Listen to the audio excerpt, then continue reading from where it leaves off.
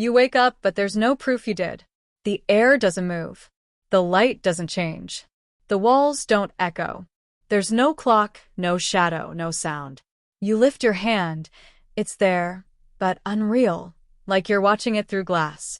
You breathe, but the air tastes like stillness. Even your heartbeat feels rehearsed, like it belongs to another body. This isn't death.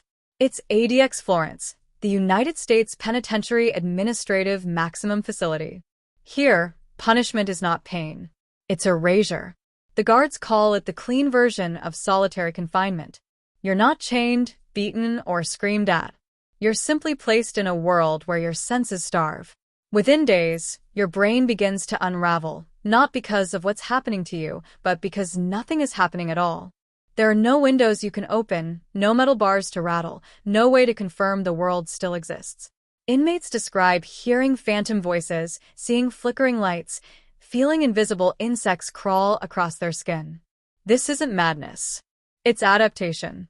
Your mind invents sensation to replace the one thing ADX takes away: reality itself. ADX Florence was not designed to punish the body. It was engineered to disassemble the mind. Opened in 1994 in the high desert of Colorado, it's officially classified as the highest security federal prison in the United States. It houses terrorists, spies, gang leaders, and inmates deemed too dangerous for other prisons. But behind the justifications, safety, containment, control, lies something else: an experiment in sensory engineering. Every surface, every beam of light, every decibel inside ADX is calibrated to achieve one result: the complete isolation of human consciousness. Unlike ordinary solitary confinement, sensory deprivation doesn't simply remove stimuli. It reprograms how the brain perceives existence. The difference is the difference between silence and nothingness. Solitary confinement punishes. Sensory deprivation deconstructs. This is not a metaphorical distinction, it's neurological. Psychiatrists who have studied ADX inmates, such as Dr. Craig Haney and Dr. Stuart Gracian, report identical symptoms to those found in victims of torture and experimental isolation chambers. Visual and auditory hallucinations, disorientation in time and space, panic attacks and emotional collapse, long-term cognitive decline and social dysfunction. ADX Florence is not simply a prison. It's a laboratory disguised as a correctional institution. And the question is not whether it's working, but whether its methods have already escaped its walls. The birth of the modern tomb. In 1983, 2 correctional officers at the U.S. Penitentiary in Marion, Illinois were murdered within hours of each other by inmates associated with the Aryan Brotherhood. The federal government's response was swift and seismic. They locked down the entire prison permanently. The Marion model became the prototype for 23-hour-a-day confinement, the forerunner of what would become ADX Florence. By the late 1980s, as prison violence and gang conflicts surged, the Department of Justice and Bureau of Prisons sought a new model, one that removed the very possibility of violence by removing interaction itself. Thus, the idea for a supermax prison was born. A facility so secure, so isolated, that it could contain any human threat through architecture alone. When ADX Florence opened in 1994, Bureau of Prisons Director Norman Carlson called it a cleaner solution, one that eliminates the need for force. What he meant was simple. If you remove every stimulus that triggers human behavior, you no longer need to manage behavior. The building itself does the punishment. The blueprint of isolation. The prison's design is clinical: 37 acres of control, encircled by razor wire, guard towers, and lethal fences. But the real violence happens inside the geometry. Each cell measures 7 by 12 feet, built of reinforced concrete. Walls are seamless to prevent self-harm. Toilets and sinks are combined fixtures made of poured stainless steel, impossible to dismantle. There are no bars, only solid doors with a narrow, soundproofed slot for food delivery. A small, 4-inch slit of a window faces upward toward the sky, deliberately angled so that inmates cannot see the horizon. They eat alone, exercise alone, think alone, exist alone. A typical ADX inmate spends 23 hours a day in this cell, with 1 hour in a slightly larger concrete enclosure known as the recreation cage, itself enclosed by mesh and concrete, so even that brief taste of freedom remains bounded by silence. Everything the inmate experiences, temperature, light, sound, communication, is controlled from a digital control room located elsewhere. This is automated punishment, cruelty outsourced to architecture. The logic of control. From the perspective of the Bureau of Prisons, ADX is an achievement of precision. No fights, no riots, no shanks, no escapes. It's what criminologists call perfect incapacitation. But from a psychological standpoint, perfection is exactly the problem. Humans are sensory organisms. When you remove variations, sound, touch, light, time, you also remove the context the brain needs to interpret experience. In ADX, every moment is identical. There are no markers of change, no proof of continuity, no evidence that you are moving through time. Inmates describe a phenomenon psychologists term temporal disintegration. Days blur into an endless loop where memory loses meaning because there's nothing to differentiate one moment from another. One inmate, Thomas Silverstein, who spent over 30 years in solitary, described it in a 2007 letter. It's a slow-motion murder. Your body lives, but your mind dies. Silverstein's words were not poetic exaggeration. They were a neurologically accurate diagnosis of the ADX effect, the prototype of the perfect cage. ADX Florence was not merely built, it was simulated. Before the first cell opened, architects and correctional psychologists ran models to determine sound frequency absorption, lighting intensity, and behavioral responses to different sensory thresholds. Each corridor was tested to minimize echo and reflection. Even the air vents were designed to diffuse sound so that inmates could not hear each other breathe. The result was a building that doesn't just isolate, it nullifies. No inmate can communicate through walls, shout across halls, or even hear the muffled steps of guards approaching. It is the first prison in history where silence was treated as both a technology and a weapon. The inmates they chose. ADX houses roughly 400 inmates, though the exact number fluctuates. Among them have been Ramzi Youssef, the 1993 World Trade Center bomber; Ted Kaczynski, the Unabomber; Richard Reed, the shoe bomber; Zacarias Moussaoui, convicted in the 9/11 conspiracy; and dozens of gang leaders, double-lifers, and political prisoners. But not all ADX inmates are terrorists or killers. Some are there for behavioral management, transferred from other prisons for being disruptive. In reality, that often means mentally ill. The 2013 class action lawsuit Cunningham versus Federal Bureau of Prisons exposed that many ADX inmates suffered from schizophrenia, bipolar disorder, or severe PTSD. The court concluded that the prison knowingly housed the mentally ill in an environment guaranteed to worsen their condition. In his ruling, Judge Richard Kane wrote, "This is not discipline. This is psychological devastation under the color of administrative necessity." Even after settlements and reforms, the underlying design, total sensory suppression, remains unchanged. The illusion of order. To an outsider, ADX looks efficient, clean lines, quiet halls, minimal staff confrontation. But beneath that order is entropy. Every cell hides a different method of coping. Talking to imaginary friends. Pacing exactly 283 steps a day. Drawing elaborate maps of buildings that don't exist.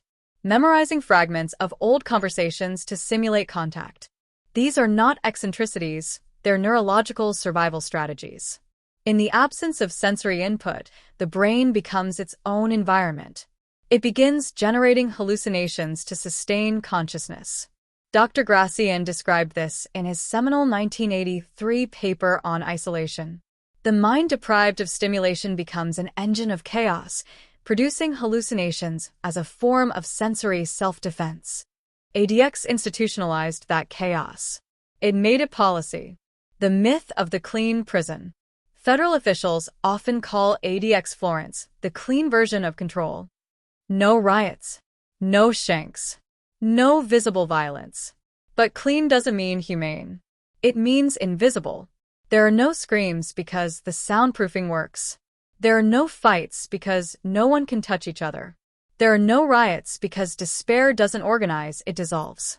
Every act of psychological breakdown is private, silent, unseen. A guard can walk the corridor, glance through a small window, and see only stillness, unaware that inside, a man is debating whether the voice in his head is his own. That's the success of the ADX formula: control without spectacle. It's not cruelty denied, it's cruelty perfected. The desert as a design feature. ADX wasn't placed in Colorado by accident. It was built in the high desert of Fremont County, near the small town of Florence, surrounded by nothing but sand, rock, and distance. The environment mirrors the philosophy: barren, silent, isolating. The nearest major city, Denver, is 2 hours away. The landscape itself becomes an extension of the punishment, a psychological moat separating inmates not only from the world, but from the idea of the world. Every horizonless mile reinforces the illusion that escape is impossible, even conceptually. The prison doesn't just contain bodies, it erases coordinates. As one architect of the facility once said in an interview with Architectural Record, ADX is designed to dissolve the inmate's sense of being located anywhere. That sentence, unintentionally, captures the essence of sensory deprivation. If you don't know where you are or when you are, eventually you stop knowing who you are. The chain of command. The administrative hierarchy at ADX runs with military precision. Each housing unit, H unit, range 13, range 6, control unit, represents a different degree of isolation. The step-down program is the illusion of progress. Behave perfectly for years, and you may earn a television, or eventually transfer to a less restrictive environment. But perfect behavior in total isolation is a paradox. You are being graded on your ability to remain sane in conditions designed to destroy sanity. Inmates often compare it to training a drowning man to breathe underwater. The Bureau of Prisons calls it behavioral management. Psychologists call it coercive conditioning. It's not about rehabilitation, it's about obedience to architecture. The silence between walls. In ADX, even the staff are affected. Guards work in hushed monotony, performing the same mechanical routines for years, unlocking, sliding, relocking, until they begin to mirror the very prisoners they watch. One former corrections officer, interviewed anonymously by the Marshall Project, said, "You start to crave noise. You walk out at the end of your shift, and the sound of your own truck engine feels like therapy." ADX changes everyone inside it. The inmates collapse inward. The staff slowly numb outward. That's how sensory deprivation functions as a closed system. It metabolizes humanity until the entire institution becomes self-regulating. To survive ADX, you must first understand that you are not merely being punished. You are being measured. Every second in that concrete cell is a data point in a long, unspoken experiment. One that asks, what happens when the human brain is left with nothing to process? In most prisons, the violence is visible. In ADX Florence, it's neurological. You don't bleed. You erode. One, the senses as a closed circuit. Human consciousness depends on variation, sound, color, texture, temperature. Every momentary change tells your brain that the world is still functioning. At ADX, that variation is removed with surgical precision. The cell temperature remains steady at 72 degrees Fahrenheit. The lighting, a cool fluorescent glow, never flickers. The walls absorb echo, so your footsteps vanish into the silence. Within days, your brain starts amplifying what little stimulation it can find. A drip of water becomes thunder. A scratch of fabric sounds like a voice. Your own breathing feels alien, too loud, too close. What begins as adaptation soon becomes distortion. Neuroscientists call this sensory starvation compensation, the brain generating hallucinations to replace missing input.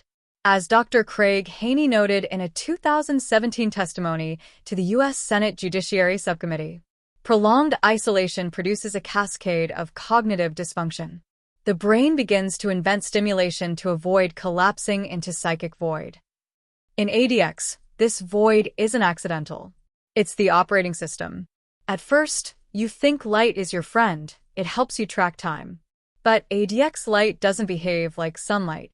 It doesn't rise or fade. It exists in permanent fluorescence, an artificial midday that never ends. This light removes circadian rhythm, the body's natural clock. Without darkness, the hormone melatonin cannot regulate sleep. Within weeks, you stop dreaming. You sleep in fragments. Your nights become identical to your days, a continuous blur where time loses texture. This is called chronostasis, the neurological freezing of perceived time. Every moment feels suspended, stretched, unanchored. Prison officials describe the lighting as security necessity. But in psychological terms, it's deprivation disguised as illumination. You begin to understand why some inmates beg to turn the lights off, not for rest, but for proof that darkness still exists. The soundproofing inside ADX is deliberate. Each concrete cell is lined with acoustic insulation designed to absorb decibels instead of reflecting them. There are no natural echoes, no audible airflow, no mechanical hum. Even the doors are hydraulically cushioned to close soundlessly. After a few days, the absence of sound begins to feel heavy, like pressure in your skull. You become hyper-aware of every heartbeat, every joint crack, every breath. Soon, your own body becomes the only sound source, and that intimacy turns hostile. You can't escape yourself. Dr. Stuart Gracian described this phenomenon as internal noise amplification, a psychological condition in which silence drives the brain to magnify bodily perception until it becomes unbearable. That's why some ADX inmates shout into the void for hours. They're not losing control, they're re-establishing feedback. Without sound, existence feels like suspension. Noise, even your own, becomes proof that you still exist. Weeks pass. You no longer know what day it is. You've stopped marking time because it doesn't behave. You talk to the walls, not for conversation but calibration. You're trying to confirm that your voice still returns to you. One afternoon, you catch your reflection in the stainless steel toilet bowl. You flinch. The image staring back feels foreign. Face thinner, eyes unfocused, skin pale under fluorescent light. You move your hand. It moves too, but there's a delay, as if the mirror were buffering reality. This dissonance is what psychologists call depersonalization, the mind separating from its own body as a defense against confinement. In 2012, forensic psychiatrist Dr. Terry Kupers interviewed 52 former ADX inmates. 49 reported experiencing dissociative episodes where they could no longer recognize themselves. Kupers wrote, "In extreme isolation, the self fragments. The inmate develops two identities, the one enduring confinement and the one that dreams of escape.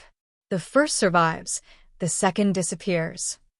That's why inmates often describe watching themselves go insane. It's not metaphor. It's cognitive fracture, self as spectator. Eventually, the silence doesn't stay silent. In the absence of external sound, the auditory cortex begins generating its own patterns. A cough echoes twice.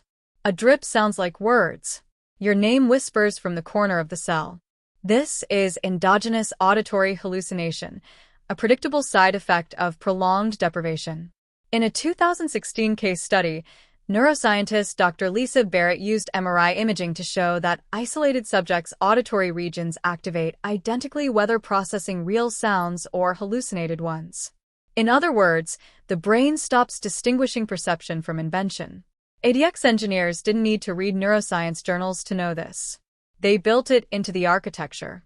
One former inmate told the New York Times, "After a few months, the silence started talking back.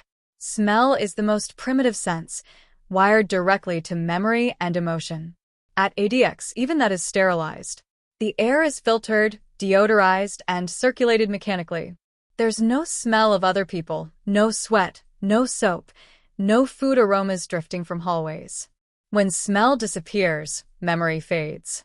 Studies in olfactory deprivation show that participants lose emotional access to memories within weeks. You begin to forget faces, voices, entire conversations. The past recedes, not because of time, but because the chemical signatures of memory are missing.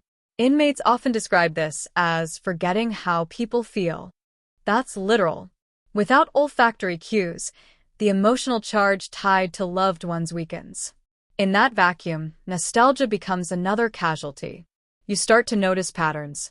Exactly 283 steps from wall to wall, one turn, repeat. 7 laps make a mile, or something close to it. You invent systems, count push-ups, memorize cracks in concrete, assign numbers to air vents. What you're doing is cognitive scaffolding, building artificial structure to replace environmental feedback. It's a coping mechanism the brain uses to stay tethered to reality. But overuse leads to obsession. Numbers become rituals. Rituals become compulsions. You can't stop counting, even in your sleep. By the 3rd month, movement itself becomes mathematical. You pace not to think, but to stop thinking. Psychologists studying ADX inmates note a high prevalence of obsessive-compulsive loops, repetitive behaviors developed to create a sense of agency in a world where no actions have consequence. You wait all day for yard time. When it comes, a door opens, and you step into a small outdoor cage, surrounded by mesh. The air feels different, thinner, colder, but the view is no view at all. You can see sky, but not horizon. There's no sound of wind or birds, just a dull hum from distant ventilation units. You lift your head toward the sky and realize something terrifying. You've forgotten how far away the clouds are supposed to be. That's what sensory deprivation does. It destroys scale. Your spatial reasoning collapses, replaced by abstraction. Distance loses meaning. A psychologist who interviewed former ADX inmates noted that many described the sky as a screen. Their depth perception had atrophied. The world outside had become two-dimensional. After years of confinement, some released prisoners report flat vision, an inability to perceive depth for weeks after exposure to open environments. The body adapts to prison by forgetting the concept of distance. When time no longer behaves, memory becomes an unreliable narrator. You begin to mark days in creative ways, by how many times the door slot opens, by the pattern of light on the wall, by the tone of the guard's voice during checks. But these are not days, they're fragments. Over time, the brain's hippocampus, responsible for sequencing memory, starts to malfunction under constant monotony. You forget what happened yesterday, or whether something occurred last week or last month. In extreme cases, inmates report chronological collapse, an inability to distinguish between dream, thought, and experience. In 2009, a psychiatrist examining an ADX inmate recorded the following statement. "I think I've been here 2 years, but it might be 10. The numbers have no weight." That's not hyperbole, it's cognitive dislocation. Your mind no longer trusts its own timestamps. Paradoxically, the most violent thing about ADX is its stillness. Because the cell never changes, the smallest event feels catastrophic. A door opening can trigger a panic attack. A dropped tray sounds like an explosion. You are not adapting to calm, you're being conditioned into fragility. This is called neurosensitization, when prolonged monotony lowers the threshold for emotional response. Over time, inmates become hyperreactive, their fight-or-flight system permanently primed, even in silence. That's why men released from ADX often describe the outside world as unbearable. Colors too bright. Noises too sharp. People too close. They weren't reintroduced to society. They were dropped into sensory shock. The mind, desperate for variation, begins to manufacture it. You imagine conversations, replaying old arguments or fantasies of freedom. You see flashes of faces in the texture of the wall. You smell food that isn't there.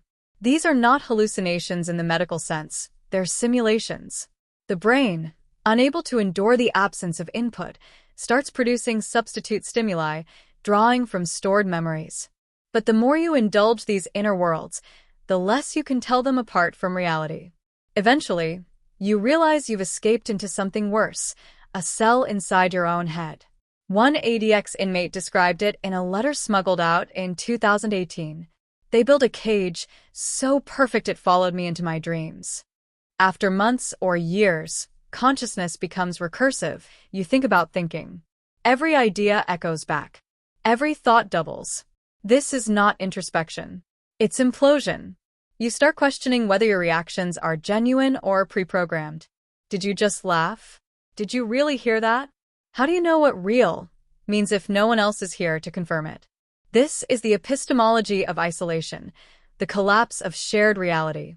For the mind to stay sane, it needs consensus, other people to agree that the sky is blue, that time passes, that you exist.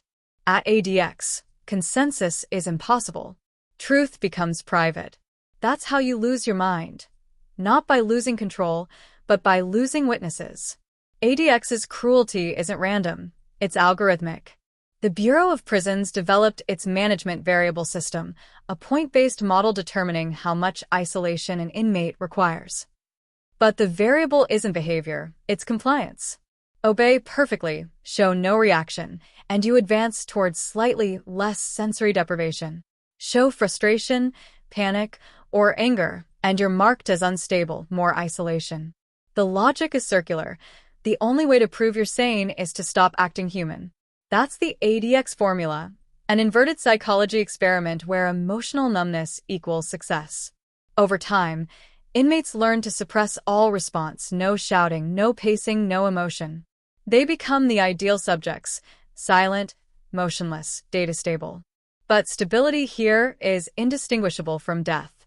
When you strip ADX down to its essence, it's not a building. It's an ideology, the belief that human beings can be managed through sensory arithmetic. Light minus dark, sound minus echo, touch minus contact, time minus difference. It's a prison that treats consciousness as a set of dials to be turned down until nothing remains but obedience. This is the ADX formula, not violence, but calibration. Pain reimagined as architecture. Release from ADX doesn't mean freedom. It means re-entry into a world that no longer fits your brain's calibration.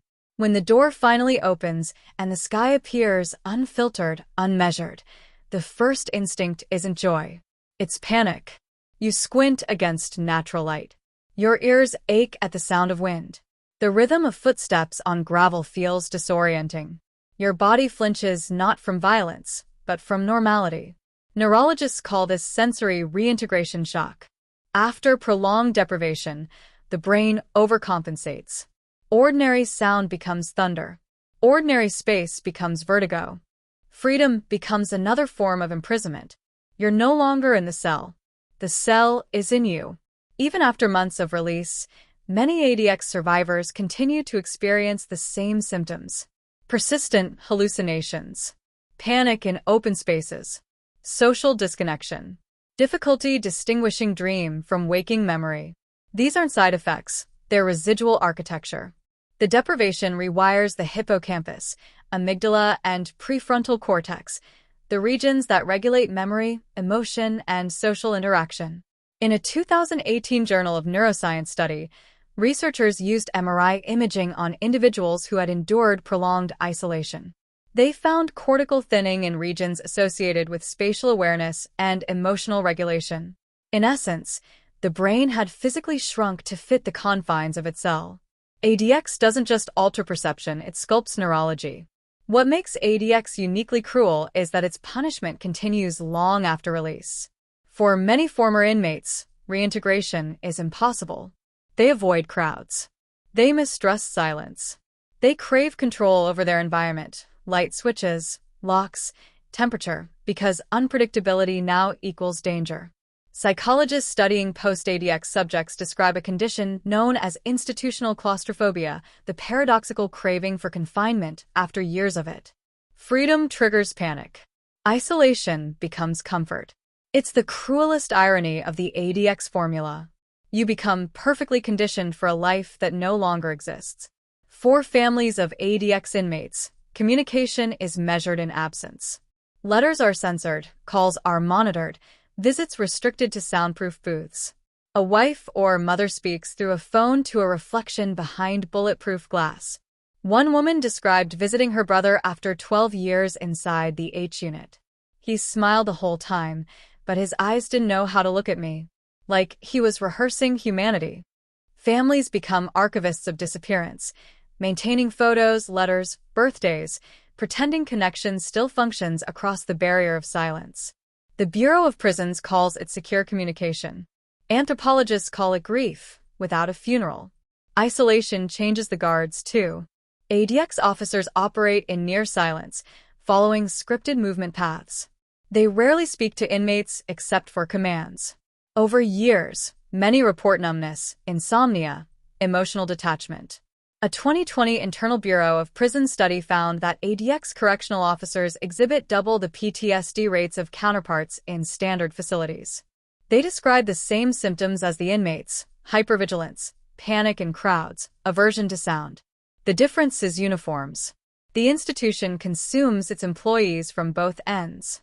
It converts empathy into procedure, then hollows out the procedure until only routine remains.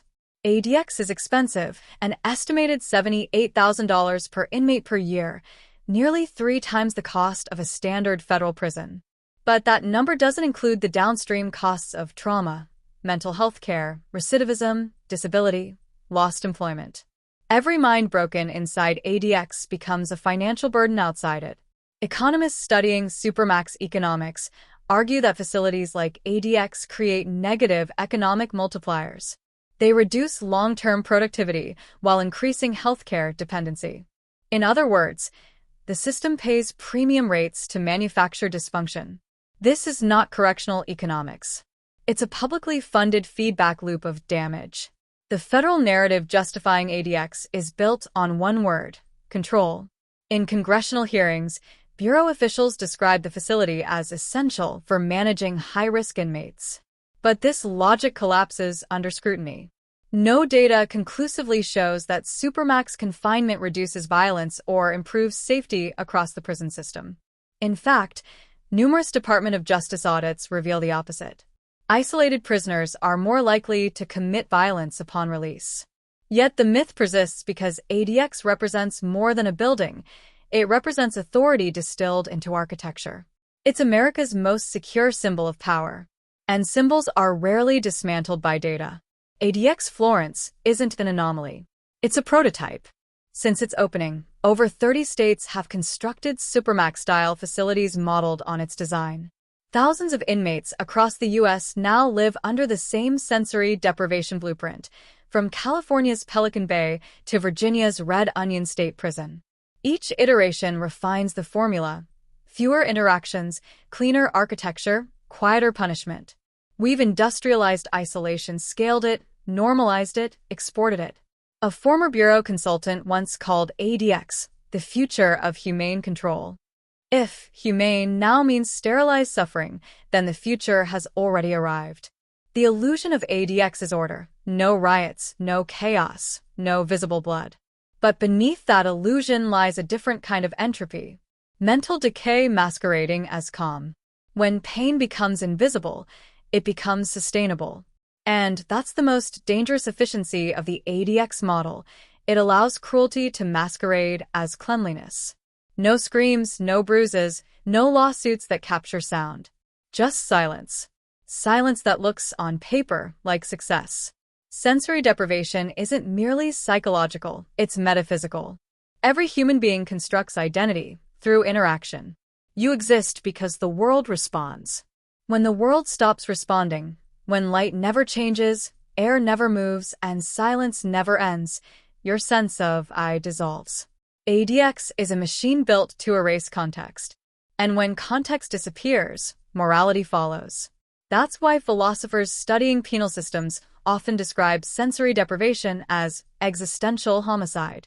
The state doesn't kill you. It convinces you that you were never alive. Courts have repeatedly grappled with ADX. In Cunningham v. BOP, 2013, the facility was sued for housing mentally ill prisoners in conditions incompatible with human life. The Bureau settled, agreeing to reforms.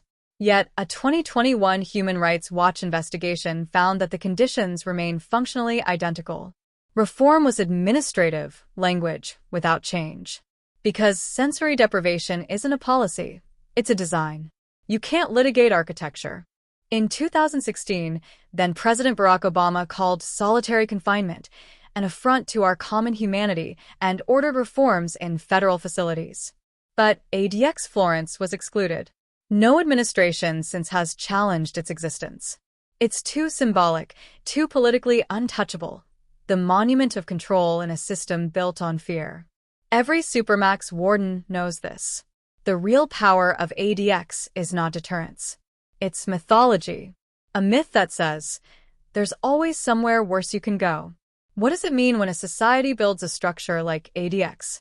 It means we've decided that some people are beyond repair, that the experiment of empathy has limits, that we can separate human beings from their senses and call it justice. But the logic of control doesn't stay contained. It seeps outward, into policing, surveillance, the workplace, the classroom. The same algorithms that manage inmate behavior in isolation now manage citizen behavior online. The same logic that rewards compliance and punishes deviation governs digital life. ADX is not a relic. It's a preview. The architecture of silence has gone wireless. When you strip ADX to its truth, what remains is a question. If the human brain requires stimulus to remain sane, what are we really doing when we remove it? We're not punishing crime. We're experimenting with consciousness. ADX is less a prison than a laboratory, one testing how long the self can exist without evidence of itself. Every minute inside those walls is a data point in a century-long study the state refuses to admit it's running. The results are already known. After 60 days, cognition deteriorates. After 120, memory collapses. After a year, the mind starts creating substitute realities. And yet, the experiment continues. You may think ADX is the end of punishment, the bottom of the descent. But in a sense, it's only the beginning. Because once you create a system that can erase people without laying a hand on them, you no longer need violence to control them. That's the final formula. The state no longer needs to kill. It only needs to silence. The future of punishment isn't brutality. It's nothingness. And that nothingness began here, in a cell so quiet, even God might forget to listen. ADX Florence stands silent in the Colorado desert, a monument to precision, order, and control. But behind that silence lies the sound of something breaking. Not walls, not laws. The sound of consciousness dissolving under the weight of absence. The experiment continues. The data accumulates. And somewhere inside those 7 by 12-foot cells, a voice whispers into the void, not asking to be freed, only to be heard. The search for truth continues.